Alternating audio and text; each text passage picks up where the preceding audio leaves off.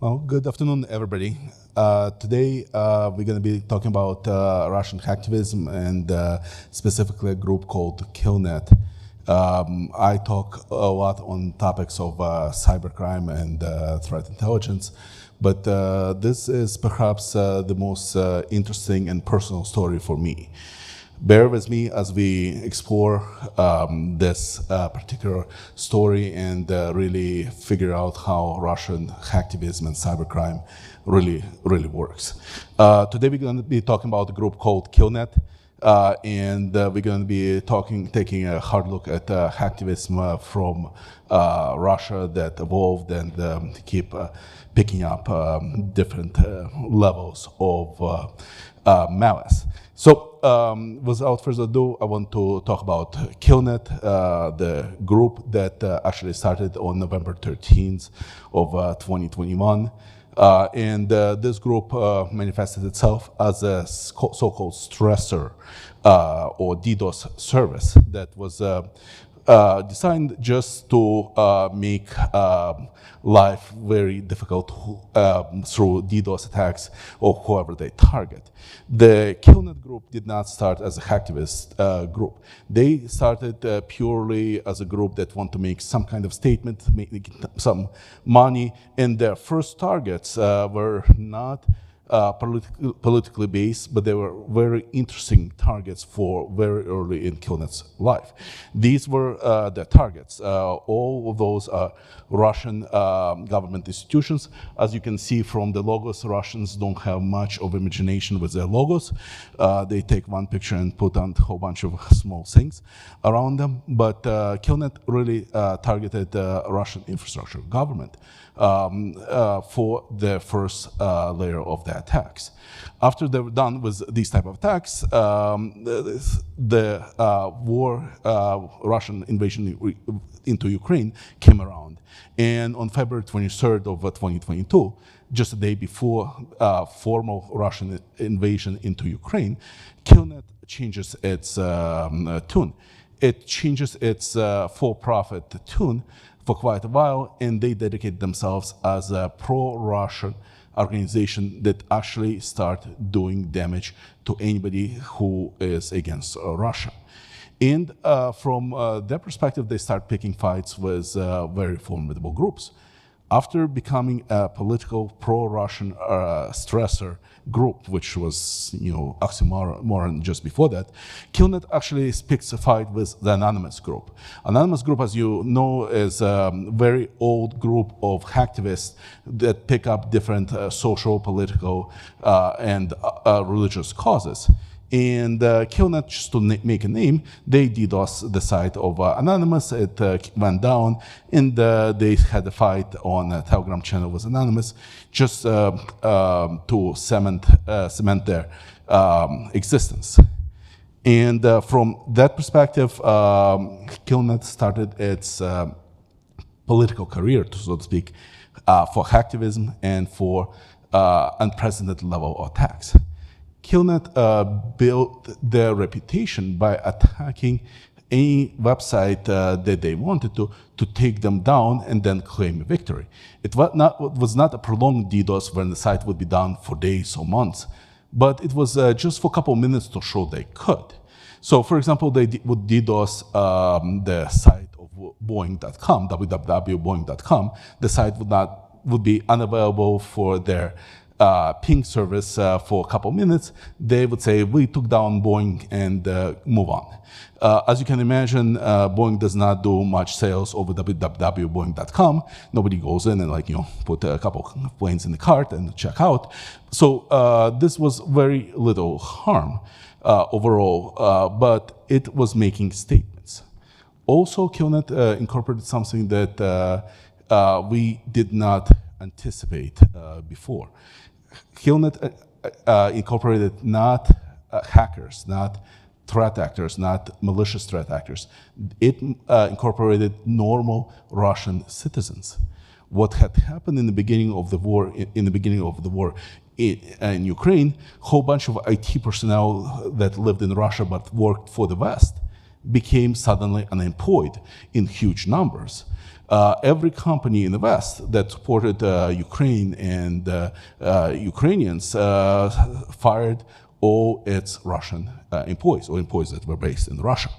And after that, a whole bunch of unemployed Russians, IT professionals, most of them, were rather upset, despondent, and they did not know how to carry out their anger.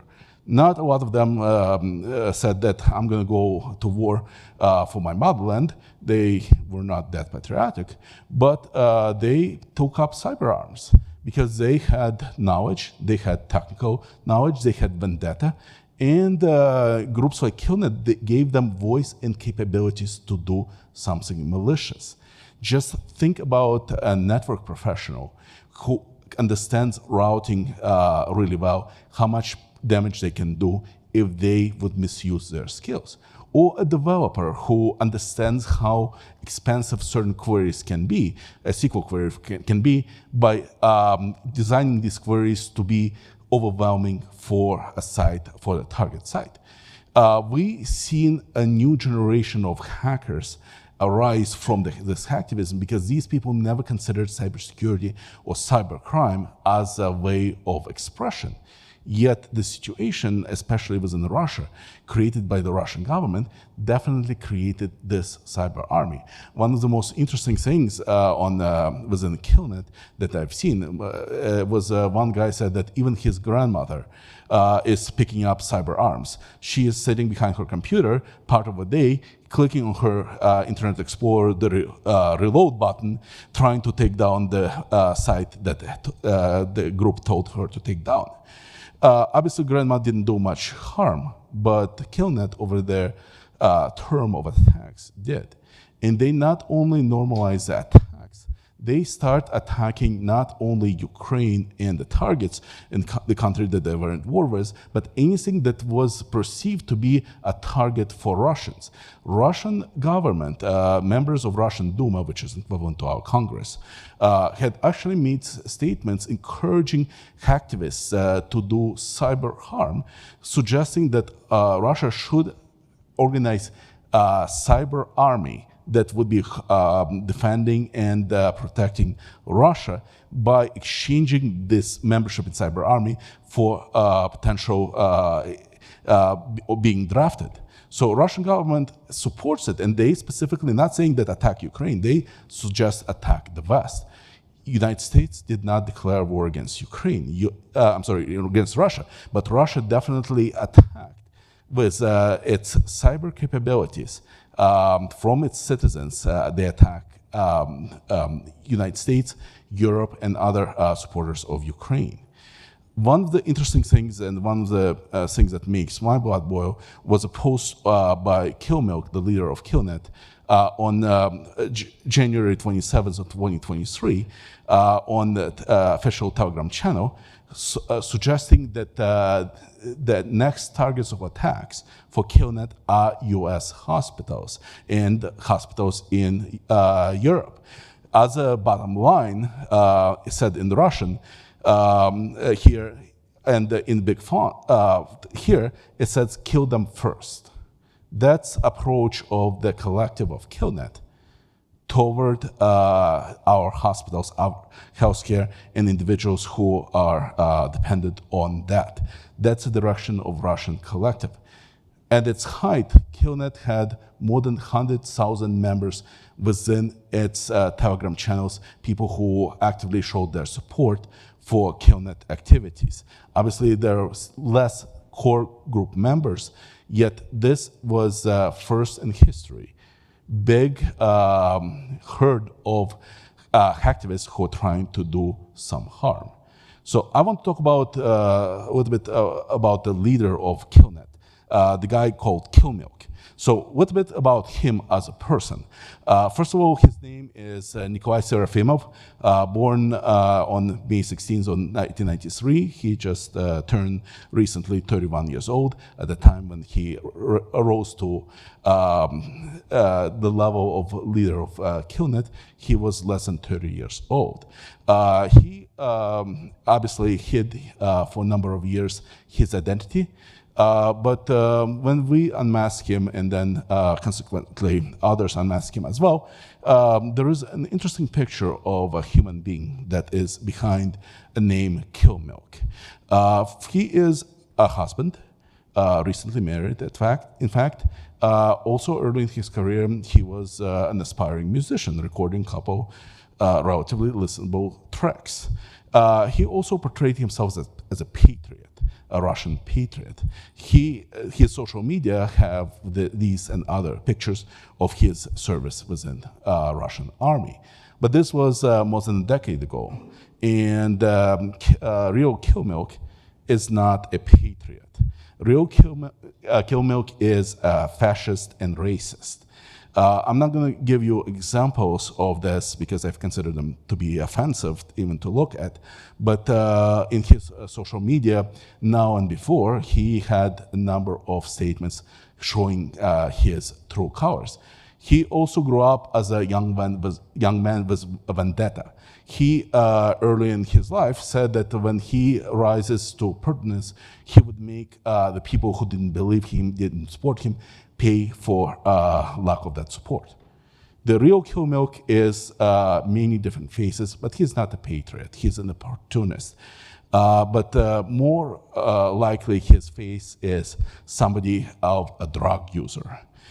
In fact, in his social media surveys back 11 years ago, he actually suggests that he really dependent on the drugs. What is his favorite surprise? The illegal drugs. What drives his mood? Amount of drugs in his system. He also writes about milk quite a bit. Apparently, ask what his favorite drink, he replies milk, milk, milk, 3 times.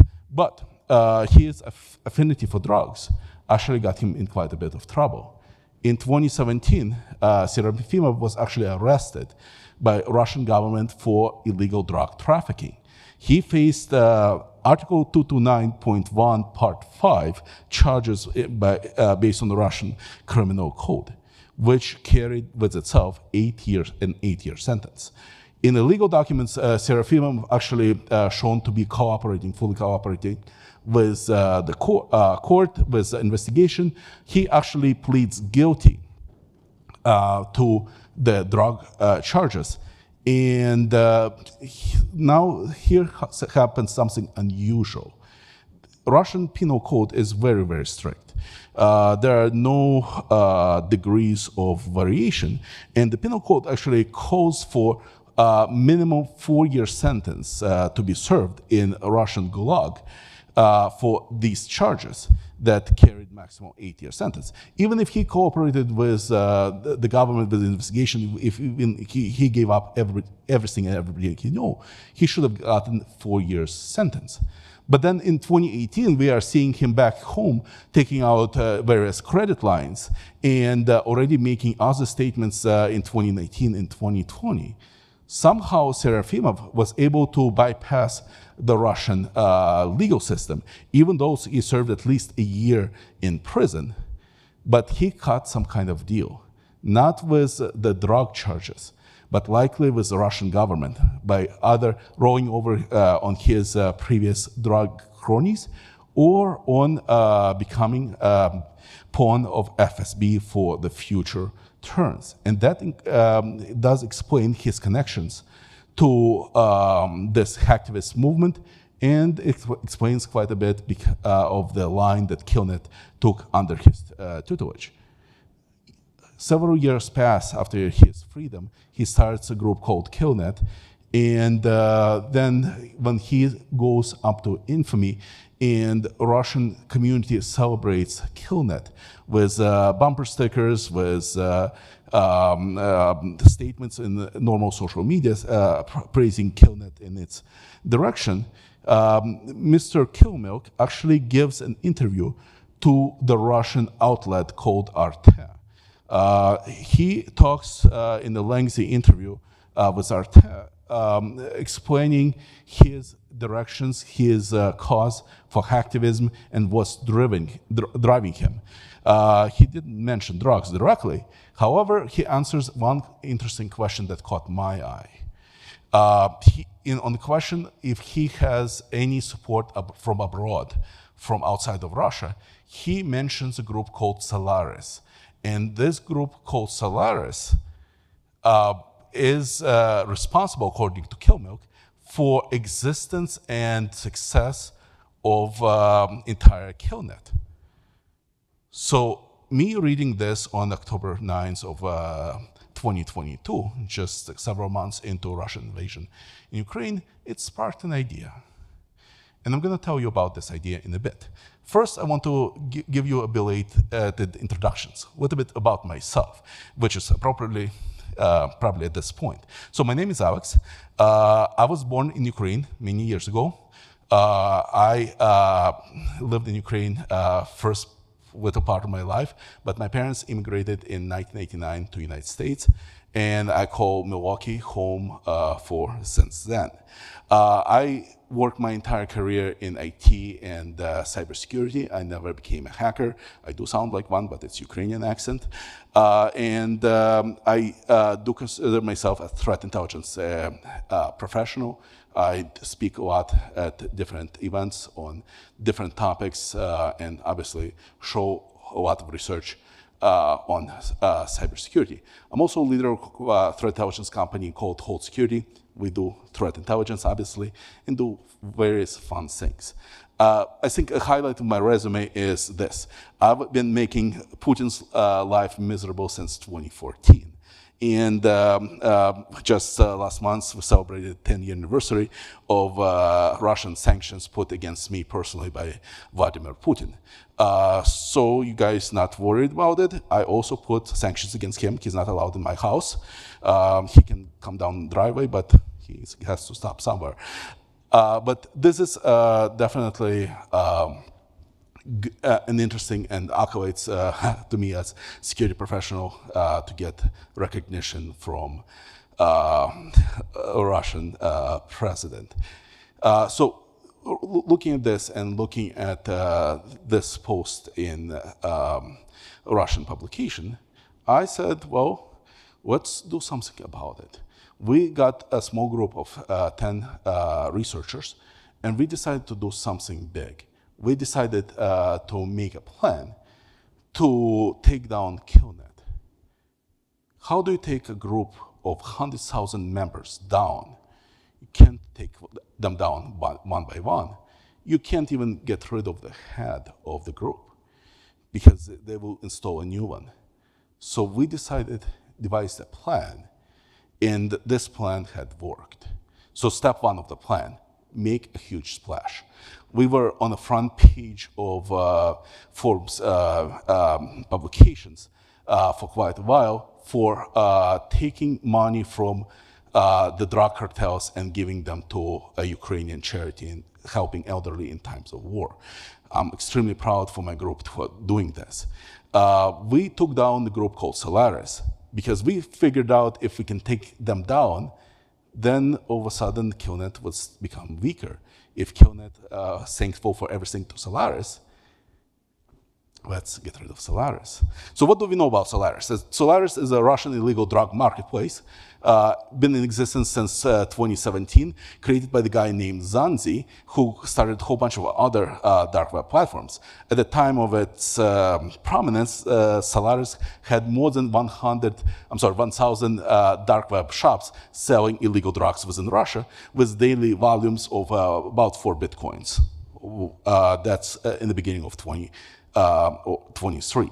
So one thing that confused me quite a bit, Killnet is thanking their friends from abroad, from Solaris, but the head of Solaris, Zanzi, is in Moscow. We are actually tracking his movements by his cell phone, and we are seeing that he is moving in Moscow. And most of the goods sold by Solaris, all the illegal drugs, are mostly being sold also in Russia. So why Killnet is lying? It doesn't make sense. So we get inside of the drug marketplace. And why would we do that? Well, as a threat intelligence company, we like to keep track of our threat actors. And we don't always, we really don't track the illegal drug marketplaces, and we don't track illegal drug trade because it's not our direction, like our clients. But what we can find on illegal drug marketplaces are the names of the threat actors that also found on the dark web. Quite a few threat actors from the dark web love perusing and buying drugs. And guess what? They buy drugs not that far from their home. If a person is based in Moscow, he's going to buy illegal drugs by his home. So by nicknames, by passwords, by other things, we like to trace those threat actors to their home and even triangulate their home based on their drug buying patterns. So that's why we have a great interest in different illegal drug marketplaces. And back in 2019, one of the Solaris administrators came over to one of our alter egos and said, hey, we have some issues with one of our PHP scripts. Hey, can you help us take a look at this server? So they gave us access to a server. We couldn't find the problem within PHP, or we didn't look, but we found how to ensure that we can always come back to the server to take a look at its illegal activities. So we've been having a track of that server and the rest of their infrastructure for quite a while. Using that access, we were able to divert a solid amount of money from hands of these drug lords to a Ukrainian charity. Once we did that, the Solaris community was really unhappy. And they read in Forbes that, hey, you know, this had happened, it's not good. Yet, after about 24 hours downtime, they issued this statement. There is no breach to their customers and shop owners. There is no breach, not a big deal, don't worry about it. In this long, lengthy explanation, they said that it's all coming to Christmas, to New Year. Don't worry, it's going to be a white Christmas, or whatever they meant by that. But they were lying. We went to their GitLab server, because they kick us out from everywhere. And on GitLab server, we can see that on a single server, where they felt that we had our stronghold, they changed the logo, they changed the Bitcoin address for deposits, and they changed the copyright date. That's pretty much the entire change they did to kick us out of the system. Obviously, they didn't. On January 11th, so 2 weeks after, or 3 weeks after this, we decided to go to the second stage of our plan. So the world is already well aware of Solaris shop, but we also decided to go on our website and publish a full expose. We publish Solaris source code, we publish databases of their users, communications, shops, illegal wares, logs, and so on and so forth. With that, we also highlighted amount of access that we had, because the Solaris administrators like to use SSH key files. They had vulnerabilities in their Ansible implementation. So we had dumped pretty much the entire infrastructure. And of course, first step obviously was the competitor of Solaris taking over Solaris Tor nodes and routing all the Solaris illegal drug traffic to their site. Competitive advantage. Yet within the Russian community, this was a big deal. The Russian way of life, Russian drug use that is prevalent there, had been significantly disrupted, and people paid attention to it. First, and unfortunately, there was something that we had to do to weather the storm. There was quite a bit of different negative feedback. Killnet himself posts a number of times through 2023 negative messages toward me. But this is really acknowledgement by him, something tried to pick a fight. There have been a number of cyber threats. Doxing, which was not particularly pleasant, but that was anticipated. And unfortunately, they were also targeting. So my family there was one attempt at swatting against us. And thankfully, for our local law enforcement in the community where we live, they took this very professionally and addressed that very simply without endangering any lives. Since then, there have been several attempts that law enforcement simply didn't pass on to us. But something had broke within Killnet. Something broke on a fundamental scale. Here's what happened. Russian government, who was really in charge of Killnet, giving its money and resources for its operations, turned away from Killnet. Very simply because they were not willing to be associated with a drug trade that they didn't control. There was a big break of confidence between the Killnet administration, the Killnet leaders, and the Russian government handlers. There was almost a visible line, a fracture that we can see overall. So what happens in social media, Killmilk and Killnet is in agony. Killmilk announces shortly after that altruism is over. Killnet is turning from a pro-Russian organization that does things because of its goodness of its heart to a for-profit organization that you can hire. Yet many Killnet members said, okay, well, how is it going to work? There are 100,000 of us. Are we going to get salary? How are we going to get paid? Or only people at the top? Well, Killmilk was counting only on himself, which didn't particularly work, so nobody went for this. Then Killmilk says, hey, let's actually close up Killnet and start from the beginning. So he makes a statement, everybody in Killnet had, as of today, fired. I'm alone, I'm going to hire everybody back. It's really difficult to do, so he fails to do that. At one point, he even says that I'm handing over controls over Killnet to another threat actor called the Black Side. And the community quickly said, hey, didn't you call yourself Black Side a couple of months ago? So why are you handing it over from you to you? Doesn't make sense. It still doesn't, but Killmilk is in agony. He is hurting. And I'll tell you more about the pain that he is in a little bit later. Then on October 6th of last year, he makes this interesting post.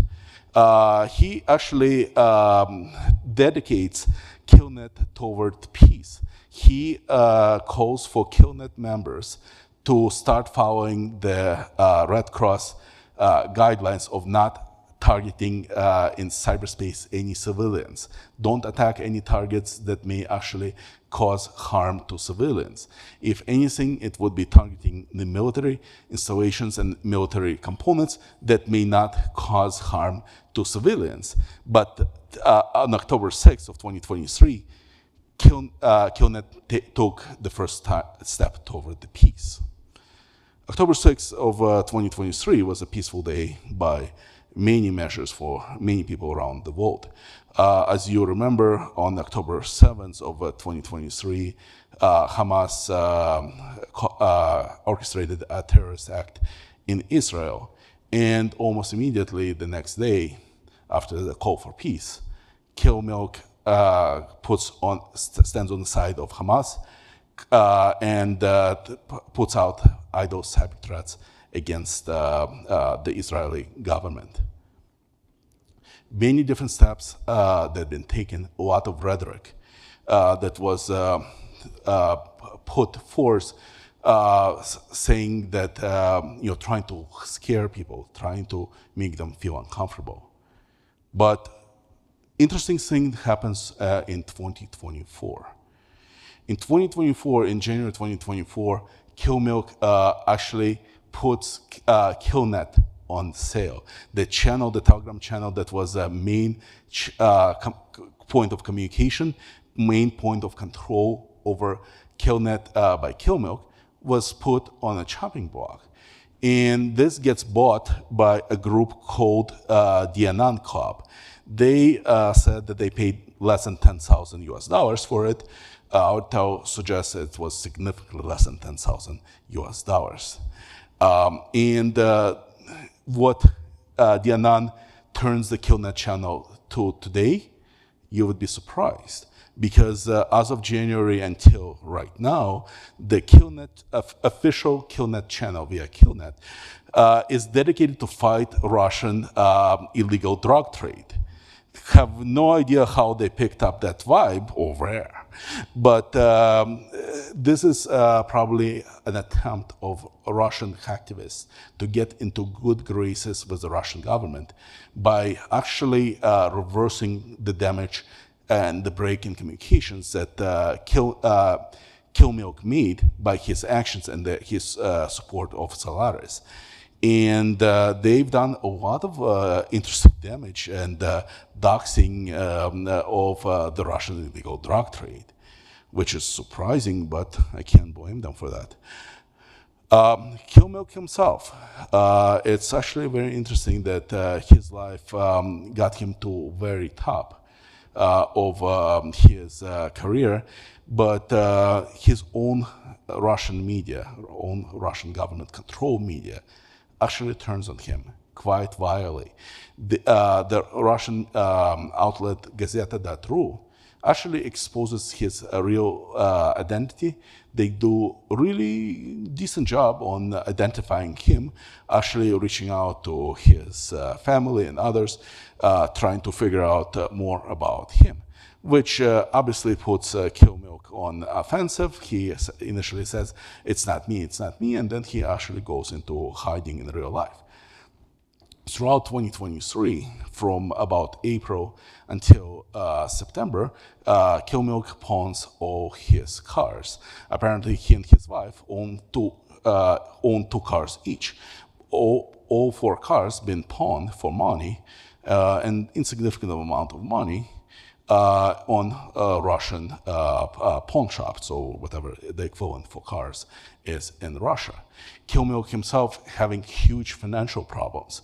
When we see him making lavish buys and spendings back in the beginning of 2022 into early 2023, this is all gone.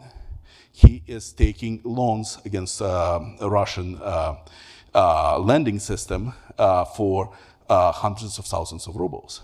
Even his wife takes microloans to do her nails and other services. We see a lot of 500 rubles or 1,000 ruble charges, which is just $20 to $50, coming under her name.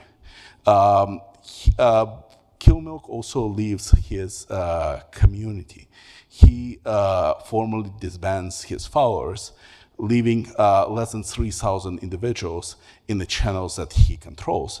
And because we are in that channel, and lots of folks I know on the threat intelligence side in the channel, I think out of 3,000, he may have only a couple hundred followers. The rest are bots or people with interest to follow who the heck Killmilk is and what the heck he would do next. He joins other projects.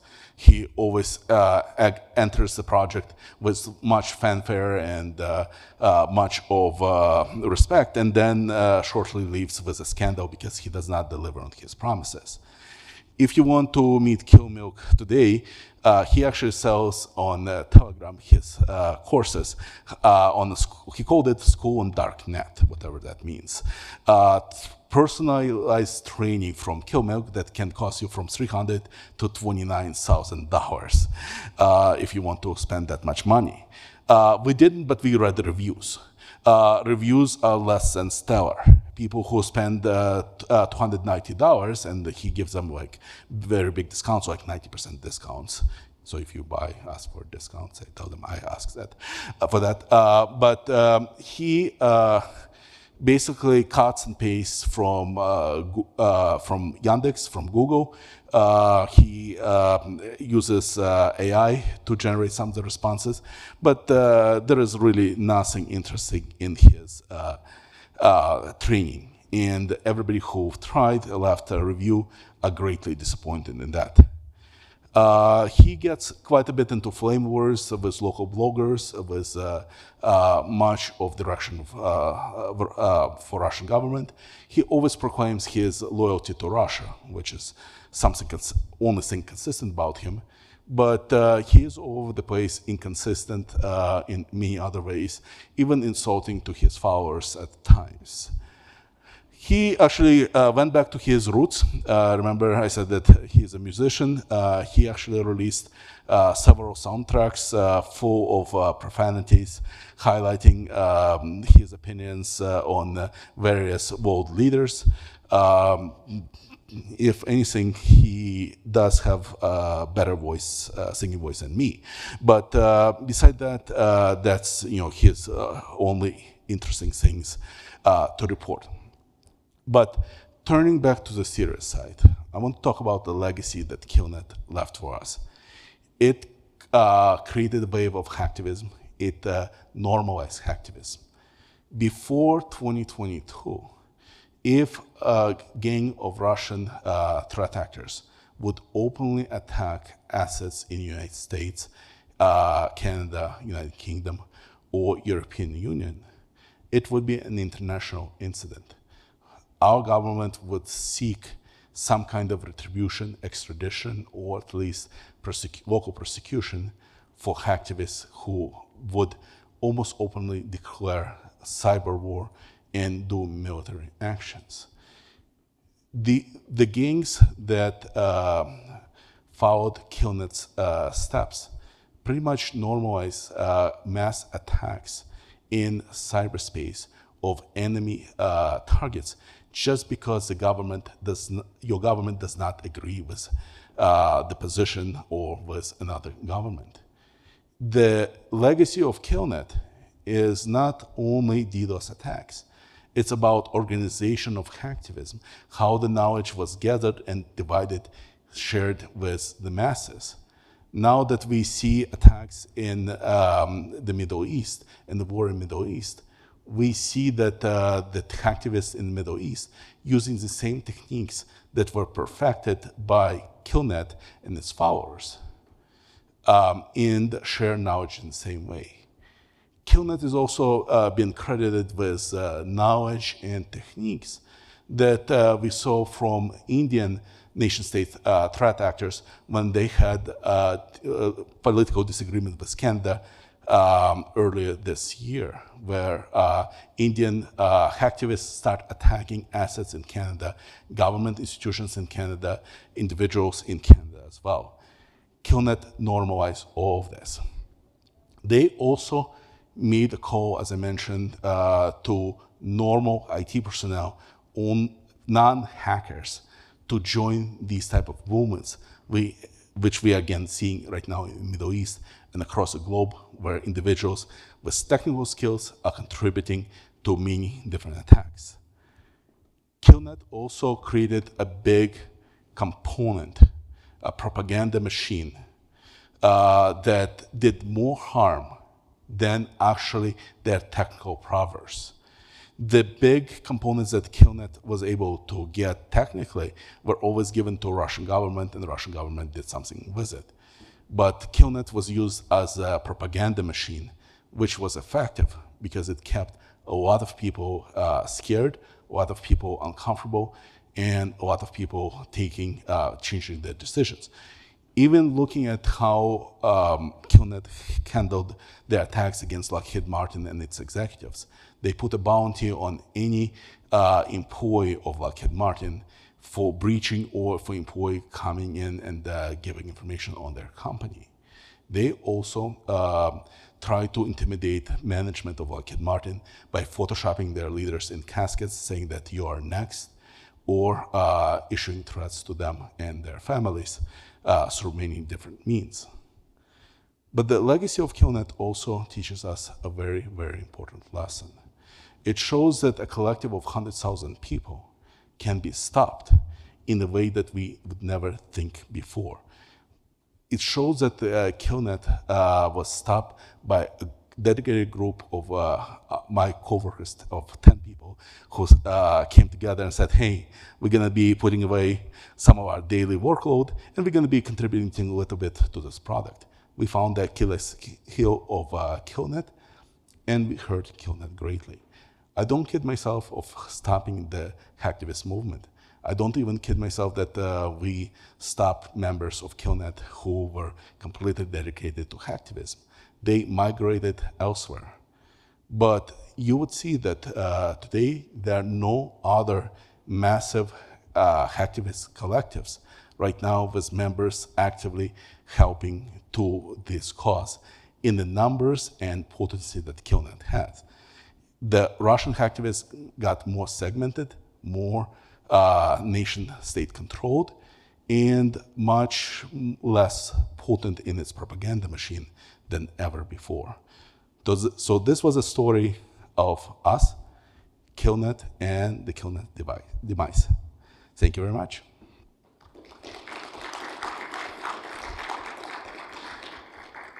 I think we got a couple more minutes for questions, if anybody has any.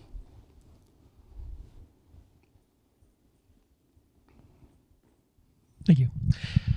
If you're thinking about it from the perspective of the Russian government, the FSB, you touched on it on the very last slide.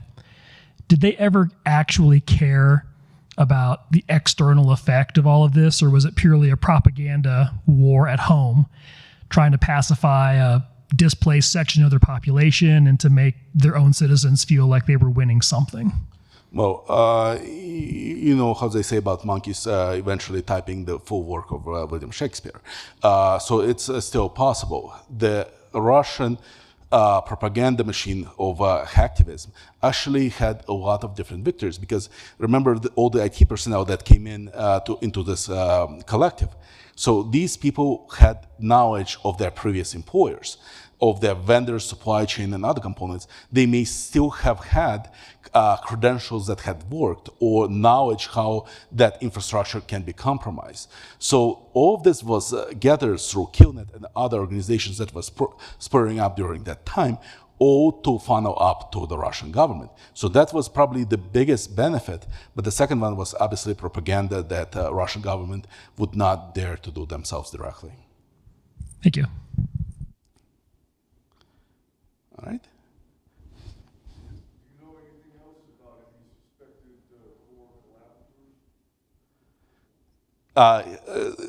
Any other Killnet core members? Yes. We are tracking several of them. I can talk offline about a couple of them that we know. Quite a few of them have left the project. So out of 25 core members, there are probably 7 to 10 members that are still kind of there operating under old name, but a lot of them have shifted to different groups.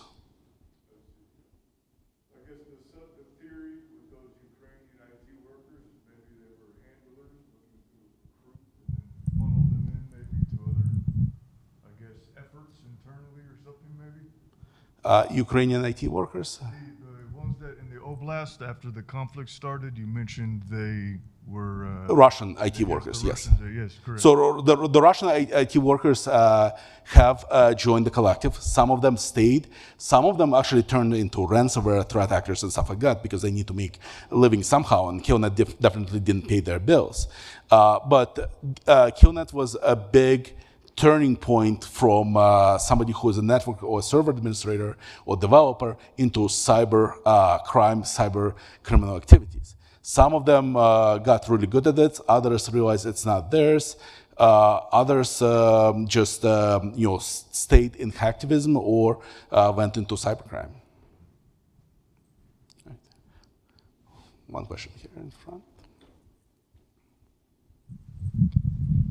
Do you get the sense that the Russian government has latched on to any of the other fragmented groups that have come in Killnet's wake, or did they learn their lesson with Killnet and their relationship with drugs and say, we've got other issues to. I think taking a person from arresting a person on the drug charges and turning them into informant would always lead him to the old ways, especially if you give him a lot of money. That's not even a question. The question is, does the Russian government have a lot of other projects? Definitely. Do they have nation-state APT groups? And do they have harnessing the groups in hacktivism for their purposes? Absolutely. So they built this system where they actually try to recruit really talented individuals for their causes.